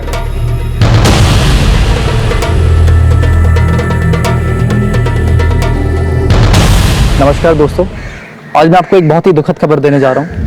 हमारे ईवीओ ऐप के सुपरस्टार रौनक शर्मा अब हमारे बीच नहीं रहे। उनकी किसी ने गोली मारकर हत्या कर दी। आप सबसे निवेदन करता हूँ कि रौनक को श्रद्धांजलि देने के लिए इस वीडियो को ज़्यादा से ज़्यादा शेयर करें और लाइक करें। सर इस वीडियो को अपलोड करने के बाद आदिल के फॉलोअर्स और व्यूअरशिप काफ़ी बढ़ गई। ये वीडियो इसी के प्रोफाइल से अपलोड हुआ था। ये वहाँ कर क्या रहा था सर? उस ईवी वेबसाइट से उस लड़के के बारे में पता चला जो उस मॉडल स्पॉट पे देखा गया था? नहीं सर, उस वेबसाइट का पूरा डेटा छान मारा। उस लड़के ने रौनक के किसी भी वीडियो पर ना ही कभी कोई कमेंट किया है, ना ही कभी कोई लाइक। स्ट्रेंज। ये अपने आप को रौनक का फैन बताता है, और ना ही उसने एक वीडियो पे लाइक किया है, ना ही कमेंट। ये किस किस्म का फैन है? एक काम करो, उस मोबाइल से जो तस्वीर मिली है वो सब जगह सर्कुलेट है। हो सकता है कोई लोकल। अभी फिलहाल हमारे पास 2 लीड्स हैं, एक रौनक का चाचा अमर और दूसरा उसका पार्टनर आदिल। इन दोनों से पूछना चाहिए। नेकी कर और दरिया में डाल वाली बात हो गई सर। इतना कुछ किया मैंने रौनक और उसके परिवार के लिए, फिर भी रौनक ने मुझ पे मेरे भाई की हत्या का आरोप लगा दिया। इनको तो मैं पापा के मर्डर केस में जेल भिजवाऊंगा। आप देखते जाओ मैं क्या करता हूँ आपके साथ। आरोप लगाने की वजह थी उसके पास। ये रहे प्रॉपर्टी पेपर्स। ये अजीब बंटवारा है। 3 बंगले आपके नाम पर और एक छोटा सा घर उनके नाम पर। सर ये मेरे ही कमाई के घर है, और बंटवारे में मुझे भी एक ही घर मिला था। झूठ मत बोलो। ये रहे फैक्ट्री के लेजर। ये जो मेहनत की कमाई तुम अपना बता रहे हो ना, ये सारी की सारी मेहनत की कमाई तुम्हारे भाई की है।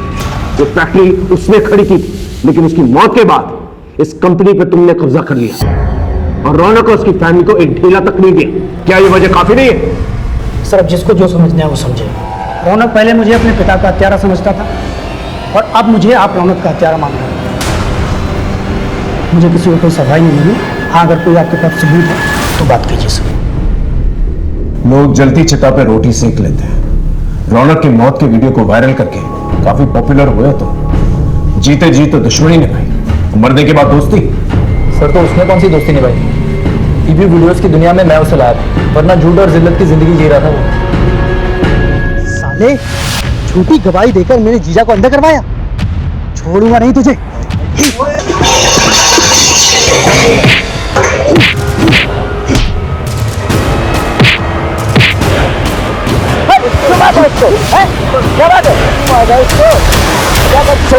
चल आराम से आराम से। बस बस बस बस। ये झूठी गवाही का क्या चक्कर है? अरे यार पैसे नहीं थे। वकील ने बोला कि कोर्ट में एक आदमी को पहचान लेगा तो अच्छे पैसे मिलेंगे। तू पागल है क्या? ऐसे तेरे कितने दुश्मन बन जाएंगे? देख खिंची है यार, तू फालतू का ज्ञान मत दे। खर्चे के लिए पैसे ही नहीं थे घर पे, क्या करता? अच्छा देख मेरी बात सुन, एक वेबसाइट है ईवीयू नाम की, वहाँ वीडियो बनाने के पैसे मिलते हैं। मैं सोच रहा था करने का, तू मेरे साथ करेगा? अच्छे पैसे कमाएंगे। किस्मत हमारा साथ दे रही थी, हम रातों रात फेमस हो गए थे और पैसे भी आने लगे थे। कुछ ठीक चल रहा था सर, लेकिन पैसों को देखकर रौनक का दिमाग खराब हो गया था। तो 30 तेरा और 70 मेरा। एक मेन काम है जो परफॉर्म करने का, वो तो मैं ही करता हूँ, तो मैं ज़्यादा डिजर्व करता हूँ ना यार। यार परफॉर्म तो तू तब करता है ना जब मैं लिखता हूँ। हाँ, पर मैं भी मदद करता हूँ ना तेरे लिखने में। और देख, तुझे पता ना मेरी फेस वैल्यू ज़्यादा है, तो मुझे मेरी फेस वैल्यू की कीमत मिलनी चाहिए ना। ऐसा नहीं चलेगा। नहीं चलेगा मतलब बात 50-50 की हुई। तो ये जो तू दे रहा है ना, ये नहीं चलेगा। अगर ऐसी बात है ना, ये ले, ज्यादा ही दे रहा हूँ। आज से तेरे रास्ता अलग और मेरे रास्ता अलग।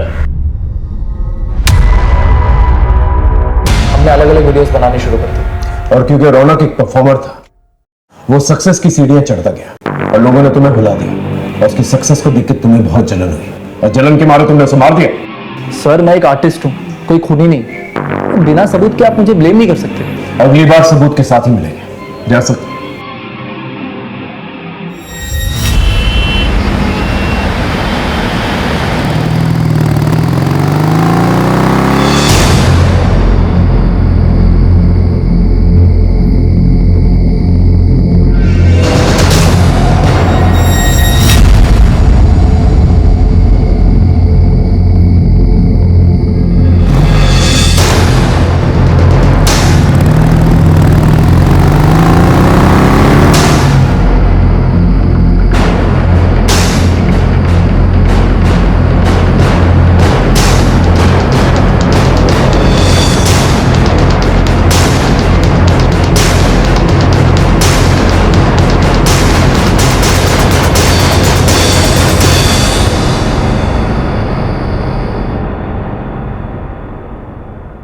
सर, आदिल ने सही कहा था। रौनक ने 8 महीने पहले कुछ 40 केसेस में गवाही दी है। अब तक इस रौनक के बारे में बड़ी बड़ी और अच्छी अच्छी बातें कर रहे थे सब, और ये कानून को चकमा दे रहा था। एक काम करो, ये सारे केसेस को दोबारा से चेक करो। हो सकता है कोई झूठी गवाही इसे महंगी पड़ गई। सर उसके कॉलेज में भी हमने चेक किया, उसका एक लड़की के साथ झगड़ा भी हुआ था।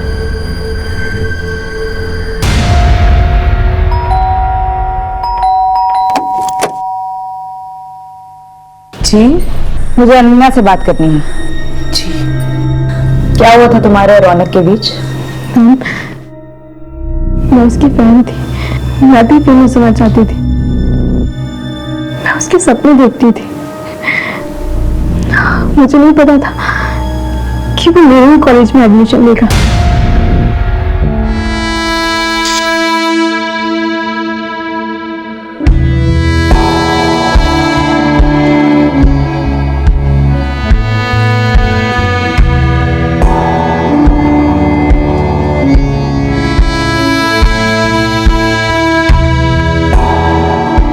You want a selfie? Selfie? Selfie? मैं आपकी कोई कॉमन फैन नहीं हूँ, मैं आपकी बहुत बड़ी फैन हूँ। देना ही है तो अपना कॉन्टेक्ट नंबर दीजिए।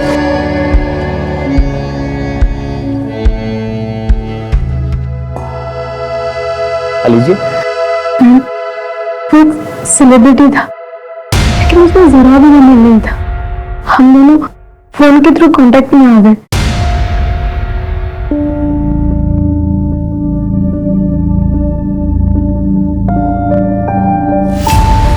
जब तुम दोनों के बीच में सब कुछ ठीक था, तो कलाई काटने की नौबत क्यों आई? बस मुझे भी कुछ गलतफहमी हो गई थी। कैसी गलतफहमी?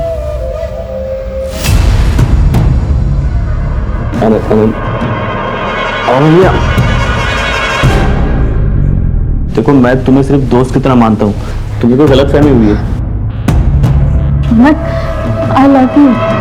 मैंने समझो, ऐसा नहीं हो सकता। मैं उससे शादी करना चाहती थी, और उससे ना सुनने के बाद मैंने अपनी जान लेने की कोशिश की। कहीं उसकी ना की वजह कोई लड़की तो नहीं थी? मुझे नहीं पता। बस कीजिए मैडम, उस रौनक की वजह से पहले ही हम बहुत बदनामी झेल चुके हैं। अब आप हमें अकेले ही छोड़ दीजिए।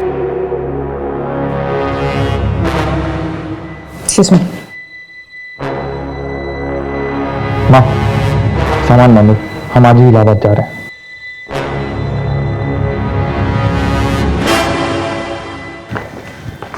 सर ये अनन्या का भाई अनुराग, इसके तो तेवर ही अलग थे। काफी चिढ़ा हुआ था ये रौनक के नाम से। तो तुम्हारे मुताबिक इस चिढ़ की वजह से रौनक की मौत हुई?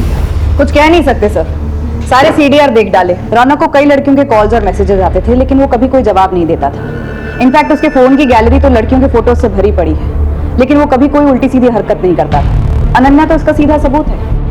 इंफॉर्मेशन की इतनी लंबी लिस्ट है हमारे पास, लेकिन एक भी ढंग का लीड नहीं, और ऊपर से प्रेशर बढ़ता जा रहा है।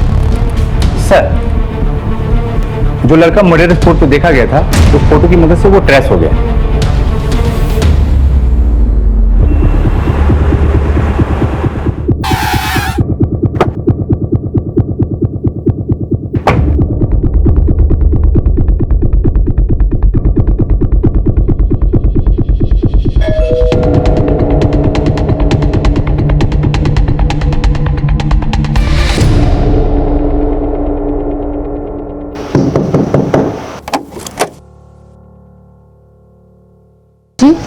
तुम रौनक के मर्डर स्पॉट पे क्या कर रहे थे? मैडम, मैं रौनक सर का बहुत बड़ा फैन था। जब मैंने देखा कि वो कुछ शूट कर रहे थे तो मैं बस उनसे मिलने चला गया था। उसके वीडियो पर एक भी लाइक और कमेंट तो है नहीं तुम्हारा। कैसे करता है ये लाइक मैम? इसको तो हमने मोबाइल लेकर दिया ही नहीं अब तक। किसी और को देखा था वहां? नहीं मैडम।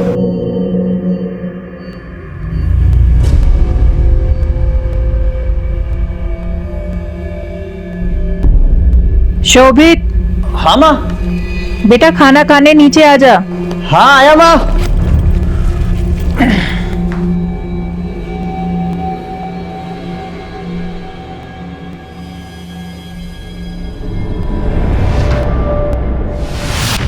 खबर पक्की है ना? झूठी खबर देके मरना है क्या हमें? सर, इकबाल का फोन आया था, खबर पक्की है। रौनक के भाई शोभित ने मार्केट से 10 लाख रुपए उधार लिए थे राम सिंह से, जो कि रौनक ने वापस लौटाकर मामला निपटा दिया था। जी सर, एक्चुअली मेरे एक जानने वाले ने मुझे ट्रैवल एप्लीकेशन का आइडिया दिया था, जिसकी कोडिंग में कुछ 10 लाख रुपए लगने थे, और जब तक हम उसकी कोडिंग कंप्लीट करते तब तक मार्केट में एक सिमिलर एप्लीकेशन आ गया था, तो सारा पैसा डूब गया था सर। इसलिए मैंने भैया से पैसे लिए थे। साहब, ये लीजिए आपके पैसे। गलती छोटे भाई की थी इसलिए दे रहा हूँ, और ब्याज नहीं दे पाऊंगा मैं। आप मार्केट से बहुत ज्यादा ब्याज दे रहे हैं। अरे वाह, ये कैसी बात हुई? रातों रात बंदोबस्त किया था तुम्हारे भाई के लिए, पूछ लो उससे। अब तो तुम्हारा बाप भी ब्याज देगा। बाप पे मत जा, समझा ना? सच से बात कर रहा हूँ। चलो छोड़, पैसे रख, समझो बैठे आते हो। रख पैसे अपने पास। बाप पे जाता है तो पैसा दो ऊपर से। ये बात तुमने हमसे पहले क्यों नहीं कही? सर, मुझे लगा ही नहीं कि इसकी वजह से भैया के साथ ऐसा हो सकता है। ठीक। अरे मैडम, आप ही बताइए, ये पैसा डूबने पे गुस्सा किसी नहीं आएगा, लेकिन इतना टाइम गुजरने के बाद मैं अपना गुस्सा पी गया। मैडम आप प्लीज यकीन मानिए, ये रौनक के मौत से मेरा कोई भी लेना देना नहीं है। मैं आपको और एक बात बताता हूँ, इस सारी फसाद की जड़ है ना, वो रौनक का छोटा भाई शोभित है। काम वाम तो उसने कुछ किया नहीं, सारे पैसे अय्याशी पे उड़ा दिए और मेरा पूरा नुकसान कर दिया। पुलिस देश भर में ड्यूटी निभाती है, और ऐसी ड्यूटी निभाते हुए नरोला पुलिस के एएसआई गोपाल मिश्रा ने एक खूंखार गैंगस्टर विकास का एनकाउंटर कर दिया था। उस केस की तफ्तीश में हमारे केस के तार उलझे हुए मिले, और यही उलझन इस केस को सॉल्व करने का कारण बनी। सर, ये गोपाल मिश्रा, नरोला पुलिस सर, नरोला के गैंगस्टर विकास साहिकिया के एनकाउंटर के बाद हमने उसकी गर्लफ्रेंड निशा से पूछताछ की थी, और उसने गैंगस्टर विकास के मुंह से रौनक का नाम सुना था, जिसके मर्डर की इन्वेस्टिगेशन आप कर रहे हैं। रौनक का एक गैंगस्टर के साथ संबंध? मैं सच कह रही हूँ सर, विकास ने तो खुद मुझे रौनक के बारे में बताया था। अरे ये तो रौनक है ना, तुम जानते हो इसे? अरे बचपन का यार है अपना, साथ में खेले हम दोनों। मुझे कब मिलवाओगे इससे? कल जा रहा हूँ ना गाजियाबाद, उसको भी वीडियो लेके आता हूँ, तो भी उसके साथ एक दो वीडियो बना ले। लेकिन गाजियाबाद पहुंचते ही विकास का एनकाउंटर हो गया, और बाद में रौनक भी मारा गया, इसलिए मैं डर के मारे छुप गई थी। सर, ये नई इन्फॉर्मेशन तो काफी चौंकाने वाली है। कहीं ये रौनक भी तो किसी गैंग वॉर का हिस्सा नहीं बन गया था? इस लीड को हम ऐसे नहीं छोड़ सकते। एक काम करो, एक एक गैंगस्टर को उठाओ, उनसे पूछताछ करो, पता करो इस विकास और रौनक के बीच में चल क्या रहा था, और इस विकास के कॉम्पिटिटर्स के बारे में पता करो। ओके? रौनक शर्मा का नाम गैंगस्टर्स से जुड़ते ही केस में एक गर्म लहर चल पड़ी। अब हमने सच्चाई का पता लगाने के लिए एक एक गैंगस्टर्स को उठाया, एक एक से सच उगलवाया।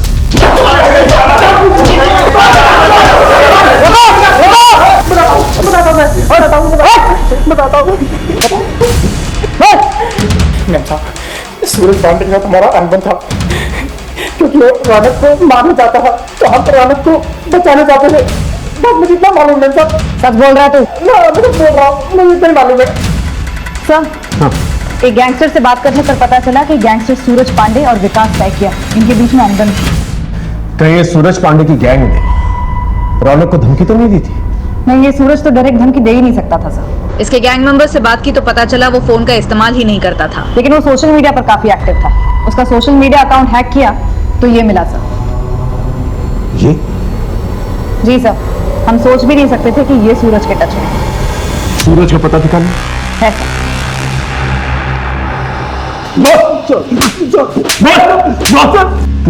बताता हूँ सब बताता हूँ।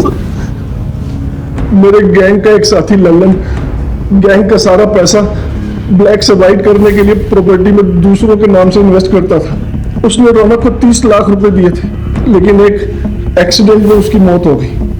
और जब मैं रौनक से पैसे मांगने गया तो उसने मुझे साफ मना कर दी। देखो भाई, वो पैसे मुझे लल्लन ने दिए थे, मैं उसे उसके घर वालों को ही दूंगा। पैसे मेरे पास ही हैं, मगर उस पर हक तो उसके घर वालों का है ना। मेरा दिमाग खराब हो गया था सर।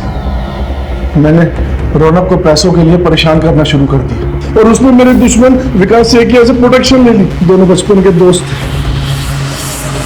जब खबर मिली कि विकास एनकाउंटर में मारा गया है तो किस्मत ने मुझे एक बार फिर मौका दिया रौनक को सबक सिखाने। और रौनक को मारने के लिए तुमने इसे भेजा?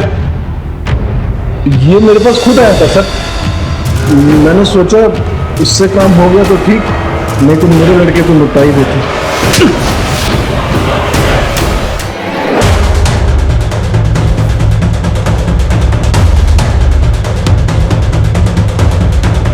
इस तरह हमें यहाँ बुलाने का क्या मतलब है इंस्पेक्टर साहब? इसका जवाब तो आपका ये होनहार बेटा देगा।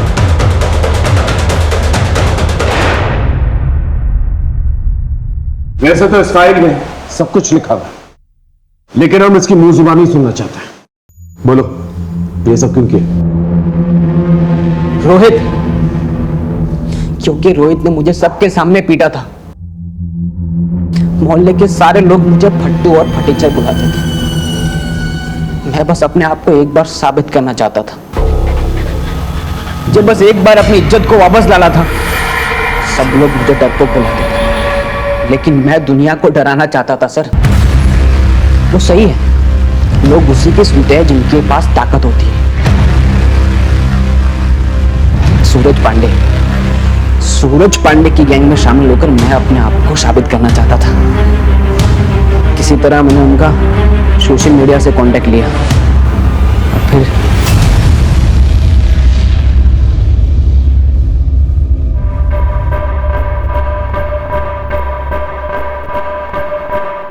नमस्ते भाई।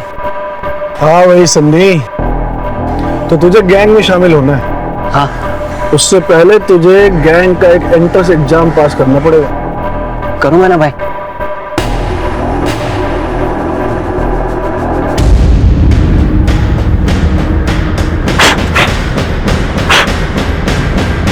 ये ले गन, एक मर्डर करना है। क्या हुआ? गन देखकर डर गया क्या? नहीं भाई, मैं करूंगा ना। शाबाश। तो चल, तेरी ओपनिंग एक हीरो से करवाता हूँ। सेलिब्रिटी को मारेगा ना तो सेलिब्रिटी किलर के नाम से फेमस हो जाएगा। चल। फिर मैंने रौनक की रैकी स्टार्ट की। जब मुझे पता चला कि वो कहीं शूट कर रहा है, तब मैं उससे मां मिलने चला गया। काफी सारे मैंने मौके ढूंढे, लेकिन मुझे कोई मौका मिल ही नहीं पाया। उसके बाद अचानक से करण पानी लेने चला गया तो भाई पानी खत्म हो गया, मैं लेकर आता हूँ दुकान से। ठीक है सर।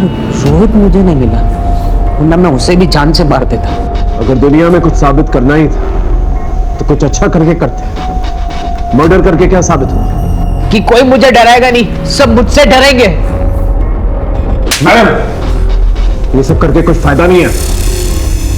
अगर पहले ही भाप लिया होता ना आपने इसके अंदर पनपे उस जानवर को, तो शायद आज ये दिन देखना नहीं पड़ता।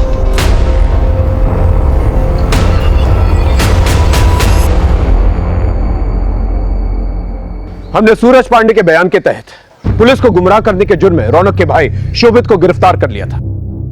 भले रौनक की मौत सोशल मीडिया की वजह से नहीं हुई थी, लेकिन इतने बड़े गैंगस्टर से टकराने का हौसला उसे सोशल मीडिया के पॉपुलैरिटी और उससे कमाए गए पैसों की वजह से आया था। हम ये नहीं कहते कि सोशल मीडिया और मैसेजिंग एप्स का इस्तेमाल ना करें, ये सब आपकी सुविधा और मनोरंजन का साधन है, लेकिन इसे अपनी जिंदगी में इतना भी हावी ना होने दें कि आप अपने आप से ही बेगाने हो जाए। रौनक ने अगर सूरज के जरिए पैसे मांगने की दस्तक अगर समझ ली होती तो आज ये हादसा नहीं होता। सनी की मां ने अगर वक्त रहते सनी को संभाल लिया तो ये नहीं, वक्त रहते संभल जाए और दस्तकों को समझे। फिर मिलेंगे एक नए केस के साथ, तब तक देखते रहिए क्राइम पेट्रोल तक, क्योंकि मकसद बताना नहीं बचाना है। जय हिंद। क्राइम पेट्रोल के ऐसे ही मजेदार एपिसोड्स देखने के लिए हमारे चैनल को सब्सक्राइब करें।